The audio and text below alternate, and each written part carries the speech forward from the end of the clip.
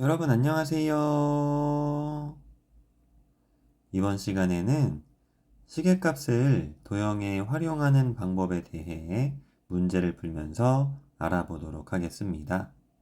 다음 그림과 같은 사다리꼴에 대하여 다음 물음에 답하세요 라고 되어 있고요. 1번 사다리꼴의 넓이 S를 문자를 사용한 식으로 나타내세요 라고 되어 있습니다. 이 문제를 풀 때 먼저 사다리꼴의 넓이를 구하는 공식을 알고 있어야 하는데요. 사다리꼴의 넓이를 구하는 공식은 넓이 S는 우선 주어진 사다리꼴과 똑같은 사다리꼴을 뒤집어서 옆에 붙여 그려보도록 하겠습니다. 그럼 아랫변이 위로 가고 윗변이 아래로 오겠죠. 그리고 두 변을 연결해 줍니다. 그럼 큰 평행사변형이 하나 그려지는데요. 평행사변형의 넓이를 구하는 방법은 밑변 곱하기 높이예요. 밑변의 길이는 이만큼이 b고 이만큼이 a가 되는 것입니다. 그럼 밑변의 길이는 괄호 열고 a 더하기 b 괄호 닫고가 되는 것이고 여기에 높이 h를 곱하면 평행사변형의 넓이가 되는 것입니다. 그런데 우리가 구하고 싶은 건 평행사변형의 넓이가 아니잖아요. 평행사변형을 보면 내가 구하고 싶은 사다리꼴이 두 개가 있어요. 그래서 넓이를 2로 나누면 사다리꼴의 한 개의 넓이를 구할 수가 있는 것이죠. 따라서 사다리꼴의 넓이를 구하는 공식은 윗변 더하기 아랫변 곱하기 높이 나누기 2입니다. 그리고 우리가 앞에서 곱셈기호와 나눗셈기호를 생략하는 방법을 배웠잖아요. 그래서 곱셈기호와 나눗셈기호를 생략해 보도록 할게요. 먼저 역수 사용하여 나눗셈을 곱셈으로 바꾸어 줍니다. 그럼 괄호 열고 a 더하기 b 괄호 닫고 곱하기 h 나눗셈기호 곱셈기호로 바꿔주시고 나눗셈기호 오른쪽에 있는 수나 문자의 역수를 써주는데요. 역수를 찾는 방법은 분모와 분자를 바꾸어 주면 됩니다. 따라서 2분의 1이 되는 것이고요. 이제 곱셈기호 생략해 볼게요. 곱셈기호 생략할 때 수를 항상 앞에 써주고 다음으로 문자 써주고 마지막으로 괄호를 써줍니다.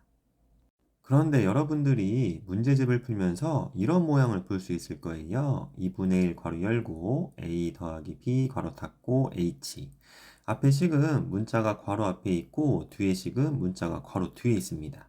둘 다 맞는 표현입니다. 수는 식에 항상 앞에 있어야 하지만 문자는 괄호 앞에 있을 수도 있고 뒤에 있을 수도 있어요. 그럼 왜 수는 식에 항상 앞에 있어야 하냐면 만약에 괄호와 문자 사이에 수가 있다면 수가 거듭제곱으로 보일 수가 있습니다.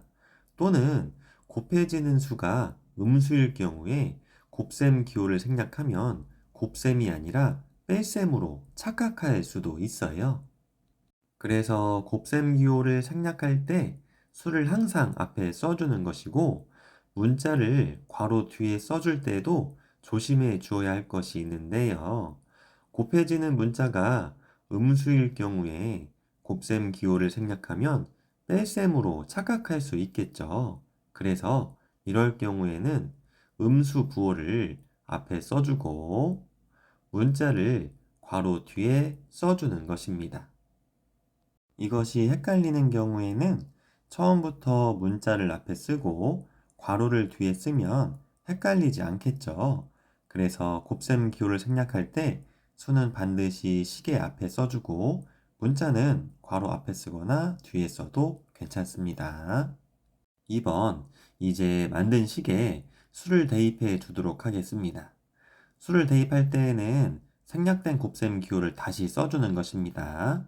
S는 2분의 1 곱하기 괄호 열고 A에 6을 대입하고 대입했다면 문자는 또 써주면 안 돼요. 대입하면 문자는 사라집니다.